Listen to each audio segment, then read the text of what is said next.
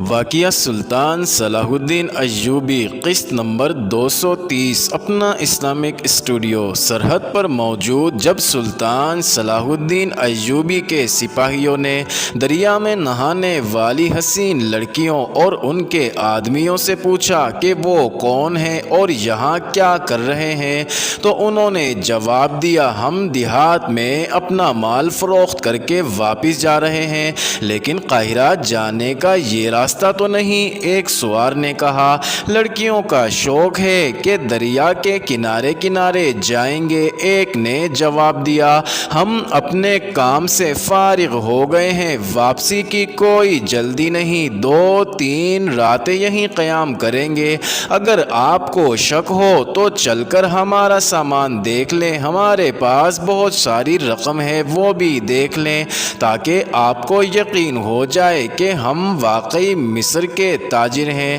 ناظرین، دونوں گھڑ سوار ان کے ساتھ چل پڑے اور قیام کی جگہ پہنچے تو سب اٹھ کھڑے ہوئے، سب نے جھک کر سلام کیا، پھر دونوں کے ساتھ مصافحہ کیا۔ ایک آدمی نے پوچھا کہ وہ ان کا سامان نہیں دیکھیں گے؟ گھڑ سوار سنتری گھوڑوں سے اتر چکے تھے، انہوں نے ایک دوسرے کی طرف دیکھا اور کہا کہ وہ سامان نہیں دیکھیں گے۔ ایک آدمی نے سلطان صلاح الدین ایوبی کی فوج کی تعریفیں شروع کر دی، پھر انہوں نے ان دونوں کی جوانی، دلیری اور فرض کی تعریفیں کی۔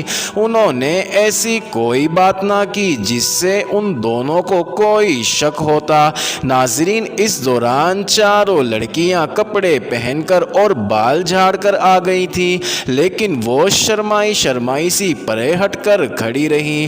اس ویرانے میں ان سپاہیوں نے 2-2.5 سال بعد باہر کے چند آدمیوں کی محفل دیکھی اور انہیں عورت ذات نظر آئی۔ ان لڑکیوں میں انہوں نے عورت کا ہر ایک روپ دیکھا، ماں، بہن، بیوی، اور وہ عورت بھی جو ماں ہوتی ہے، نہ بہن نہ بیوی، دونوں کی نظریں ان لڑکیوں نے گرفتار کر لی۔ لڑکیاں انہیں دیکھ دیکھ کر شرماتی اور منہ چھپا کر مسکراتی تھی، ان کے شرم و حجاب سے پتہ چلتا تھا کہ یہ سب اچھے خاندان کے لوگ ہیں۔ ناظرین، یہ دونوں سرحدی سپاہی ان آدمیوں کی باتوں اور خصوصاً لڑکیوں میں ایسے مہو ہوئے کہ اپنی ڈیوٹی بھول گئے۔ سرحدی علاقے میں اتنی مدت سے پڑے رہنے اور فارغ ہونے کے جو برے اثرات تھے وہ بڑی خطرناک نفسیاتی تشنگی بن کر ان پر غالب آ گئے۔ ایک آدمی دریا کے کنارے برچھی لیے کھڑا مچھلیاں پکڑ رہا تھا، وہ پانی پر دانے سے پھینکتا تھا، مچھلیاں اوپر آ جاتی تھی، وہ اوپر سے برچھی مارتا تو ایک مچھلی برچھی کی انی میں پروئی ہوئی باہر آ جاتی۔ وہ بہت سی مچھلیاں پکڑ چکا تھا، کسی نے لڑکیوں سے کہا وہ مچھلیاں بھونے۔ ناظرین، چاروں لڑکیاں دوڑی گئیں، انہوں نے آگ جلائی اور مچھلیوں کو کاٹ کر آگ پر رکھ دیا۔ گھڑ سوار سرحدی سپاہی اپنے کھانے سے بھی اکتائے ہوئے تھے، ان کا کھانا اچھا ہوتا تھا مگر ہر روز ایک ہی قسم کا کھانا کھا کھا کر وہ اس کھانے سے بھی اکتائے ہوئے تھے۔ دریائے نیل کے کنارے ان کے سامنے بھنی ہوئی مچھلی اور خشک پکا ہوا گوشت رکھا گیا تو دیکھ کر ہی ان پر نشہ طاری ہو گیا۔ سب مل کر کھانے لگے تو کھانا اور زیادہ لذیذ ہو گیا۔ کھانے کے دوران دونوں نے دیکھا کہ ایک لڑکی ان کے گھوڑے کی گردن اور زین پر ہاتھ پھیرتی اور گھوڑے کو اشتیاق سے دیکھتی تھی۔ ناظرین، لڑکیاں مردوں کے ساتھ کھانے پر نہیں بیٹھی تھی، گھوڑے والا سپاہی لڑکی کو دیکھ رہا تھا جو گھوڑے پر ہاتھ پھیر رہی تھی۔ لڑکی نے ادھر دیکھا تو مسکرا کر اس نے منہ پھیر لیا کیونکہ اس گھوڑے کا سوار اسے دیکھ رہا تھا۔ ناظرین، ان سپاہیوں نے اتنی خوبصورت لڑکیاں پہلے کبھی نہیں دیکھی تھی۔ ایک بوڑھے نے سپاہیوں سے کہا ان لڑکیوں نے کبھی گھوڑے کی سواری نہیں کی اور یہ جو لڑکی گھوڑے کے قریب کھڑی ہے گھڑ سواری کی شوقین ہے، لیکن اسے گھوڑے پر بیٹھنے کا کبھی موقع نہیں ملا، ہم ان چاروں کا شوق پورا کر دیں گے۔ ایک سپاہی نے کہا۔ کھانے کے بعد وہ سپاہی اٹھا اور اپنے گھوڑے کے پاس چلا گیا، لڑکی جھیپ کر پرے ہو हो गई। सिपाही ने उसे कहा, आओ मैं तुम्हें सवारी कराता हूँ, बारी बारी चारों को घोड़े पर बिठा दूंगा।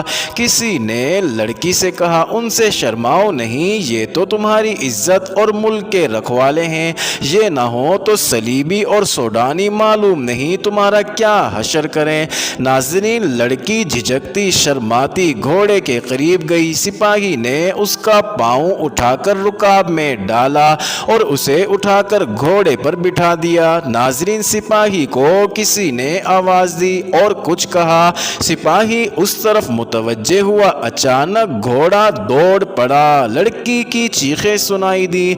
नाज़रीन, सिपाही ने घूम कर देखा, घोड़ा सर पर दौड़ा जा रहा था, उसके ऊपर लड़की इधर उधर गिरती और संभलने की कोशिश करती थी। सब ने शोर बपा कर दिया कि घोड़ा बेलगाम हो गया है, लड़की गिरकर मर जाएगी। सिपाही के करीब उसके साथी का घोड़ा खड़ा था, वो उछलकर उस घोड़े पर सवार हुआ और एड़ लगा दी। लड़की वाला घोड़ा एक चट्टान से घूमकर नजरों से ओझल हो गया। नाज़रीन, सिपाही ने अपने घोड़े की रफ्तार इंतहा तक पहुंचा दी। उसे मालूम था कि लड़की गिरी और उसका पांव रुकाब में फंसा रह गया तो उसकी हड्डियां टुकड़े टुकड़े हो जाएंगी और घोड़ा उसे घसीट घसीट कर हड्डियों से गोश्त उतार देगा। नाज़रीन, सिपाही ने घोड़ा चट्टान से मोड़ा। आगे खुली वादी थी, लड़की को घोड़ा उठाए दौड़ा जा रहा था। कुछ आगे जाकर घोड़ा मुड़ा और फिर नजरों से ओझल हो गया। सिपाही को लड़की की चीखें और घोड़े के टापू सुनाई दे रहे थे। वो आगे जाकर मुड़ा, उसे घोड़ा नजर ना आया। नाज़रीन, अजीब बात यह थी कि उसे अब कोई आवाज नहीं सुनाई दे रही थी, ना घोड़े के टापू की ना लड़की की चीखें। वो समझा घोड़ा किसी खड्ड में जा गिरा है। उसने घोड़े की रफ्तार कम कर दी। नाज़रीन, कुछ और आगे गया तो एक ओट से उसे लड़की की आवाज सुनाई दी, इधर जल्दी से मेरे पास आ जाओ। सिपाही ने उधर देखा तो उस पर खौफ तारी हो गया। घोड़ा खड़ा था और लड़की इत्मीनान से उस पर सवार थी। उसके चेहरे पर डर या घबराहट नहीं बल्कि होंठों पर मुस्कुराहट थी। सिपाही ने एक बार तो इरादा कर लिया कि घोड़े को एड़ लगाए और भाग जाए। उसे यकीन हो गया था कि ये लड़की शरशरार या बदरू है और उसे धोखे से उस ढकी छुपी जगह ले आई है और अब उसका खून पी जाएगी। लेकिन वो जैसे जकड़ लिया गया हो। लड़की की मुस्कुराहट और उसके सरापा में कोई ऐसी कुव्वत थी जिसने सिपाही के घोड़े का रुख लड़की की तरफ कर दिया।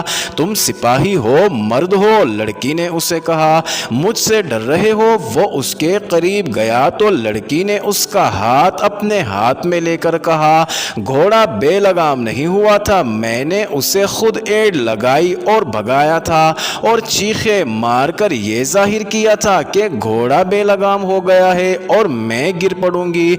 मुझे उम्मीद थी कि तुम मेरे पीछे आओगे। मैं अनाड़ी नहीं, शाहसवार हूँ, तुमने ये धोखा क्यों दिया? सिपाही ने पूछा। मोअज़्ज़िज़ नाज़रीन, ये इंटरेस्टिंग वीडियो जारी है। अगली वीडियो किस्त नंबर 231 में देखना मत भूलिएगा।